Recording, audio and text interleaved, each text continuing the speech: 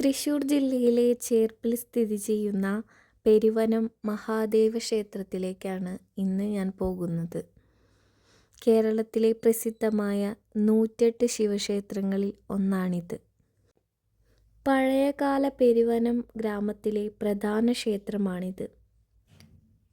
7 acre ഭൂമിയിലാണ് ക്ഷേത്രം സ്ഥിതി ചെയ്യുന്നത്. ഒരുപാട് വൃക്ഷങ്ങളാൽ ചുറ്റപ്പെട്ട ഒരു ഭൂമിയിലാണ് മഹാദേവൻ കുടികൊള്ളുന്നത്. പുരു എന്നൊരു മുനി ഇവിടെ തപസ്സനുഷ്ഠിച്ചതായി പറയപ്പെടുന്നു. ഈ പ്രദേശം ഒരു വനമായിരുന്നതിനാൽ അതിന് പെരുവനം എന്ന പേര് ലഭിച്ചു. ഇവിടെ പീഠത്തിൽ 2 ശിവലിംഗങ്ങളാണ് കാണുന്നത്. ഒന്ന് മറ്റൊന്നിനേക്കാൾ വലുതാണ്. ഇരട്ടയപ്പൻ എന്നു പറയപ്പെടുന്ന ശിവനാണ് ഇവിടെ പ്രധാന പ്രതിഷ്ഠ. അതേ ശ്രീകോവിൽ ഇരട്ടയപ്പൻ്റെ പുറകിൽ ദേവിയെ ആരാധിക്കുന്നു. 120 അടി ഉയരത്തിലുള്ള ഒരു ശ്രീകോവിൽ മാടത്തിലപ്പന് സമർപ്പിച്ചിരിക്കുന്നു.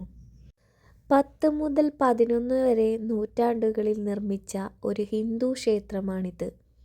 ഈ ക്ഷേത്രത്തിനു ചുറ്റും ഒരുപാട് ക്ഷേത്രങ്ങൾ സ്ഥിതി ചെയ്യുന്നു. പടിഞ്ഞാറ് ഭദ്രകാളി സുബ്രഹ്മണ്യ ക്ഷേത്രങ്ങൾ, വടക്ക് ശാസ്താ ക്ഷേത്രം, കിഴക്ക് വിഷ്ണു ക്ഷേത്രം, തെക്ക് ദുർഗാക്ഷേത്രം എന്നിവയാൽ ചുറ്റപ്പെട്ടിരിക്കുന്നു. ഇരട്ടയപ്പന് ആദരാഞ്ജലികൾ അർപ്പിക്കാൻ മറ്റ് ക്ഷേത്രങ്ങളിൽ നിന്നുള്ള 19 ദേവന്മാർ എത്തുന്ന പ്രശസ്തവും പുരാതനവുമായ പെരുവനം പൂരം നടക്കുന്ന ക്ഷേത്രമാണിത്. തിരുവിതാംകൂർ ദേവസ്വം ബോർഡും കൊച്ചിൻ ദേവസ്വം ബോർഡും ചേർന്നു ഭരിക്കുന്ന കേരളത്തിലെ ഏക ക്ഷേത്രമാണിത്. ഇവിടെ തൊഴുന്നതിന് ഒരു പ്രത്യേക ചിട്ടയുണ്ട്.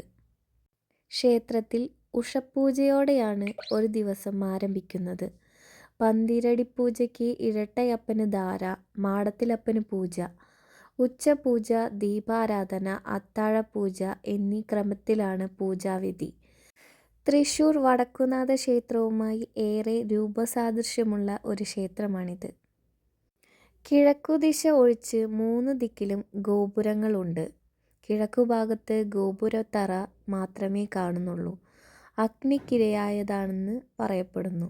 മാടത്തിലപ്പൻ, ദക്ഷിണാമൂർത്തി, ശ്രീപാർവതി, പുരുമഹർഷി, ഗണപതി, രക്തേശ്വരി, മണികണ്ഠ ശിവൻ, ഗോശാലകൃഷ്ണൻ എന്നീ പ്രതിഷ്ഠകളും ഈ ക്ഷേത്രത്തിലുണ്ട്.